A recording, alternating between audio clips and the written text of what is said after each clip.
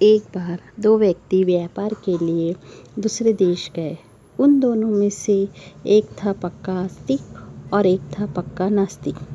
आस्तिक अपने जीवन में हमेशा ईश्वर को धन्यवाद देता था, चाहे उसके साथ अच्छा हो या बुरा। नास्तिक हमेशा ईश्वर को कोसता रहता था।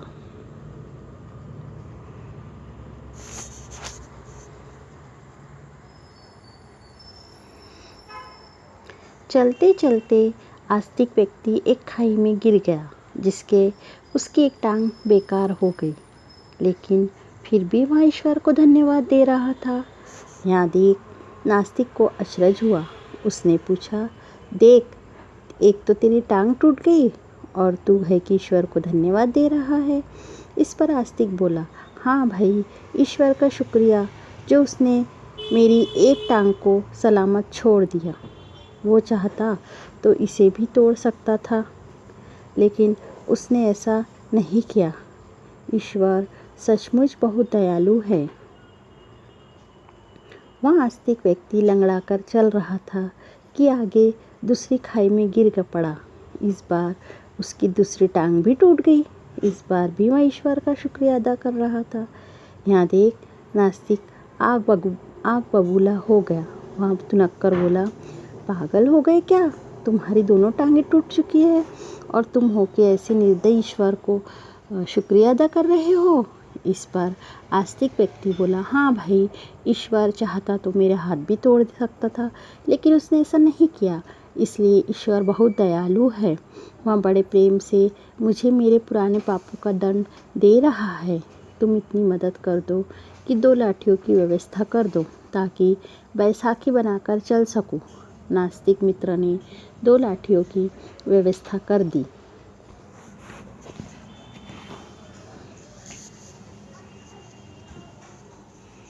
थोड़ा आगे चलने पर वह औंधे मुँह गिरा। उसके दोनों हाथ टूट चुके थे। इस बार भी वह पड़े पड़े ईश्वर को धन्यवाद दे रहा था।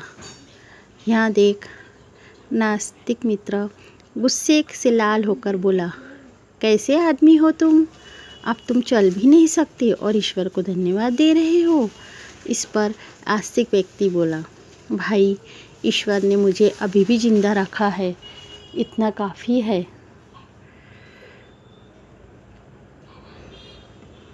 यहाँ सुनकर नास्तिक व्यक्ति झुंझलाकर बोला, ठीक है, तो अब मैं तुम्हारी कोई मदद नहीं करने वाला। मांग लेना अपने ईश्वर से मदद।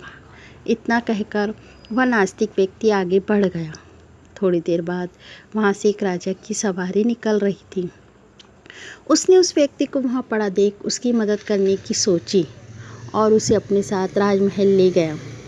राजमहल में राजवैद्य ने उसकी चिकित्सा की और वहाँ पूरी तरह से ठीक हो गया। राजा ने उसे अपने यहाँ नौकरी पर रख लिया। जब कुछ दिनों बाद वह नास्तिक व्यापारी उस राज्य में व्यापार करने आया तो उससे शाही सेना में देखकर चकित रह गया। नास्तिक उसके पास गया और उससे पूछा, ये सब कैसे हुआ? तो आस्तिक मित्र बोला, भाई, ईश्वर बहुत दयालु है। जो हुआ सब उसी की कृपा है। अब नास्तिक भी आस्तिक हो गया। राधे कृष्ण भगवान की जय।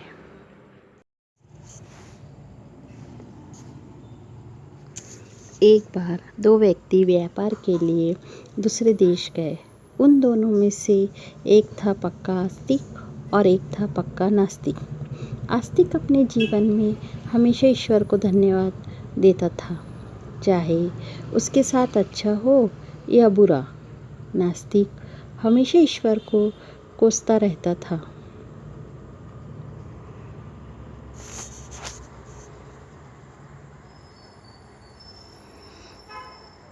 चलते चलते आस्तिक व्यक्ति एक खाई में गिर गया, जिसके उसकी एक टांग बेकार हो गई, लेकिन फिर भी वह ईश्वर को धन्यवाद दे रहा था।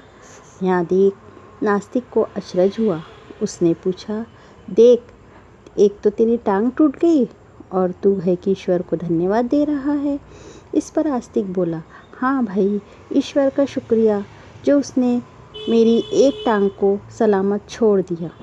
वो चाहता तो इसे भी तोड़ सकता था, लेकिन उसने ऐसा नहीं किया। ईश्वर सचमुच बहुत दयालु है। वह आस्तिक व्यक्ति लंगड़ाकर चल रहा था कि आगे दूसरी खाई में गिर पड़ा। इस बार उसकी दूसरी टांग भी टूट गई। इस बार भी वह ईश्वर का शुक्रिया अदा कर रहा था। यहाँ देख, नास्तिक आग बबूला हो गया। वहाँ तुनक्कर बोला, पागल हो गए क्या? तुम्हारी दोनों टांगें टूट चुकी है और तुम हो के ऐसे निर्दयी ईश्वर को शुक्रिया अदा कर रहे हो। इस पर आस्तिक व्यक्ति बोला, हाँ भाई, ईश्वर चाहता तो मेरे हाथ भी तोड़ सकता था, लेकिन उसने ऐसा नहीं किया, इसलिए ईश्वर बहुत दयालु है। वह बड़े प्रेम से मुझे मेरे पुराने पापों का दंड दे रहा है। तुम इतनी मदद कर दो कि 2 लाठियों की व्यवस्था कर दो, ताकि बैसाखी बनाकर चल सकूं। नास्तिक मित्र ने 2 लाठियों की व्यवस्था कर दी।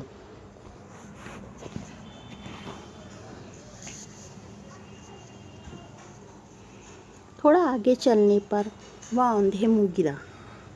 उसके दोनों हाथ टूट चुके थे। इस बार भी वहाँ पड़े पड़े ईश्वर को धन्यवाद दे रहा था।